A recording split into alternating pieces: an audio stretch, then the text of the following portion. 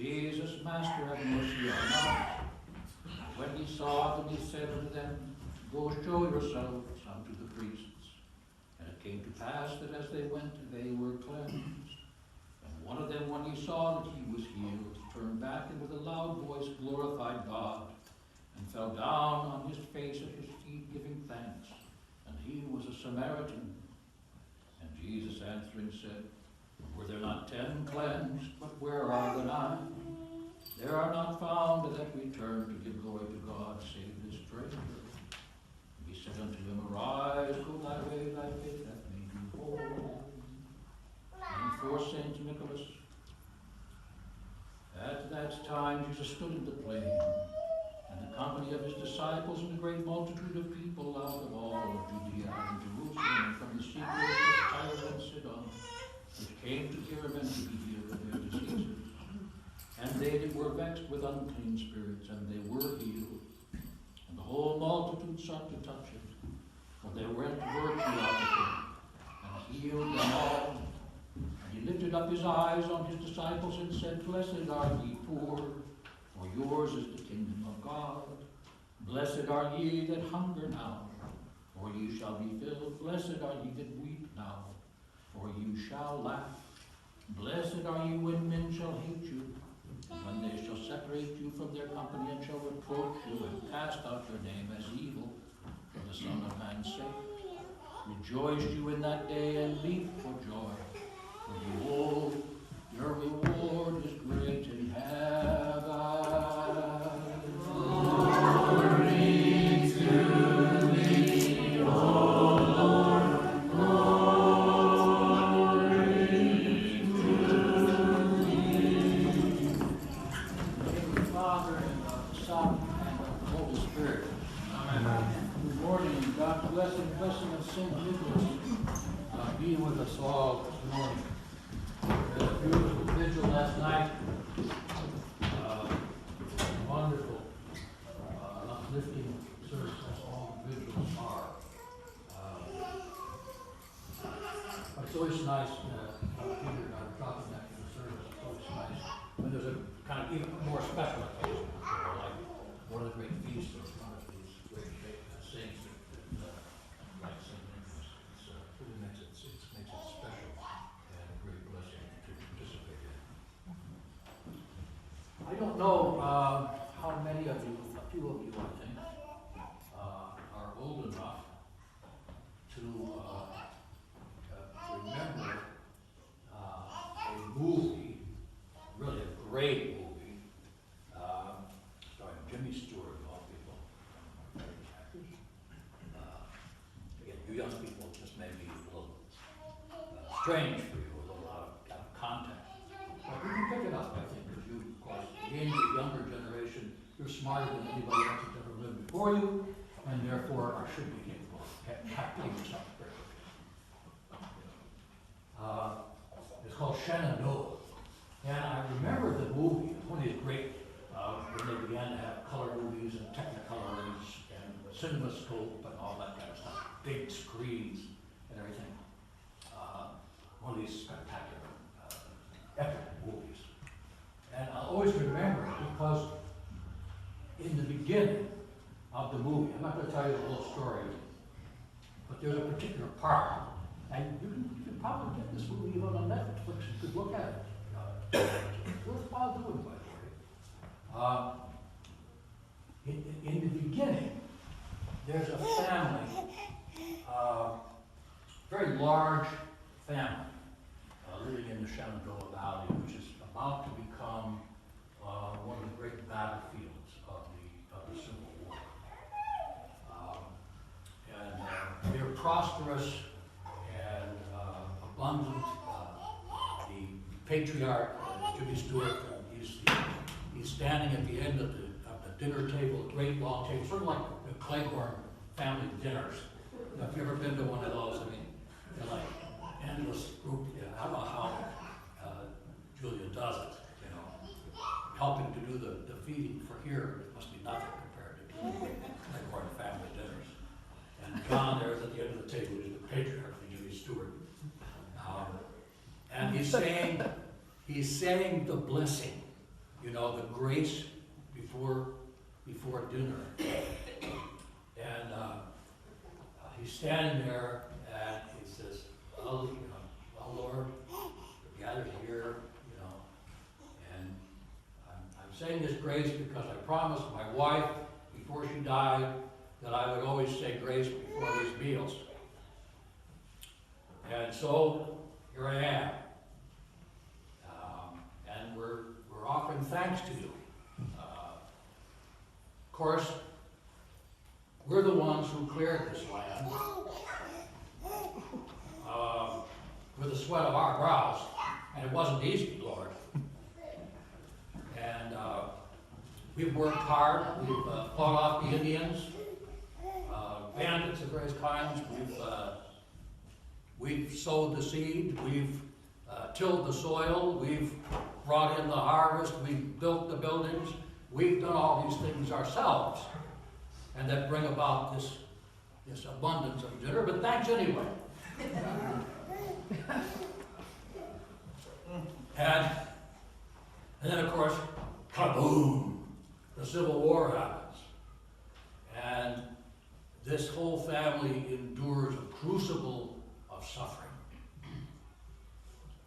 And the interesting thing is that at the end of the movie ends, and the patriarch, Jimmy Stewart, is standing there at the end of the table with a much diminished family and a much humbler man, because the sufferings and the sorrows and the tragedy of what has happened has humbled him.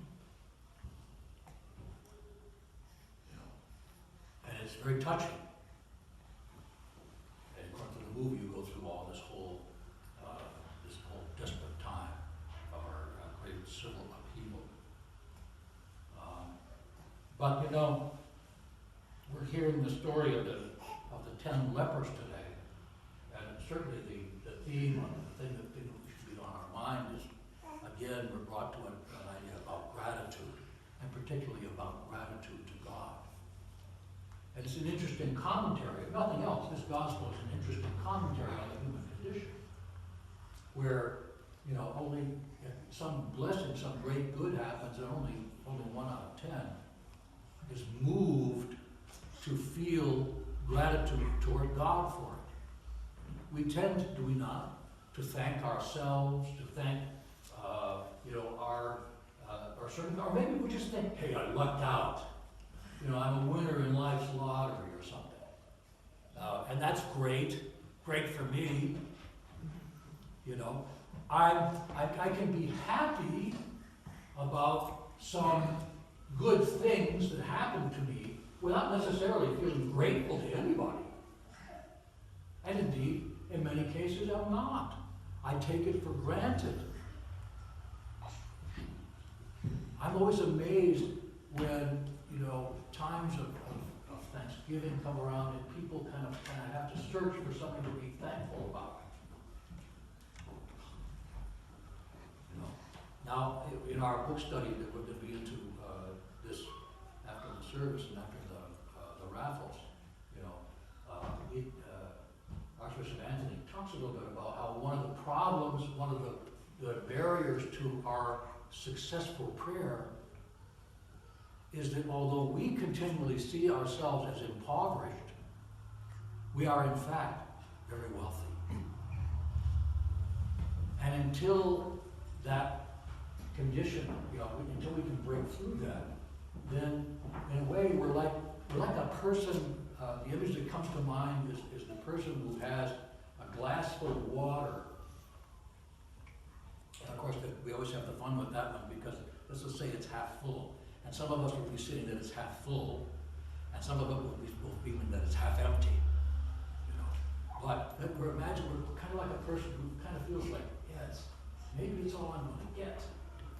And so we put our hand over it, we don't want to lose any of it, even to evaporation.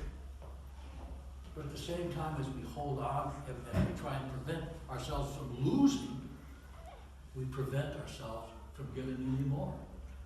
Because anytime we try to pour water into the glass, it would run off our hand. This is something very common in the human condition. And Father Peter, a few weeks ago, gave us a very good wisdom about how to cultivate a spirit of gratitude. You may remember that. You know, the old adage, you know, count your blessings. Count your blessings. And I know from practice, I just sit down and count my blessings and I go, I don't know, what am I counting here? I don't feel like I've been very blessed recently. I got a lot of troubles. I'm struggling with those. I'm barely making do with what I have. I could use a little more help. You know, I got a lot of blessings. I don't know. I guess I could come up with some theoretical blessings, but I don't feel like I've done, you know. I don't feel particularly blessed. The same way I would feel if someone were to come up to me and say, here's $5,000.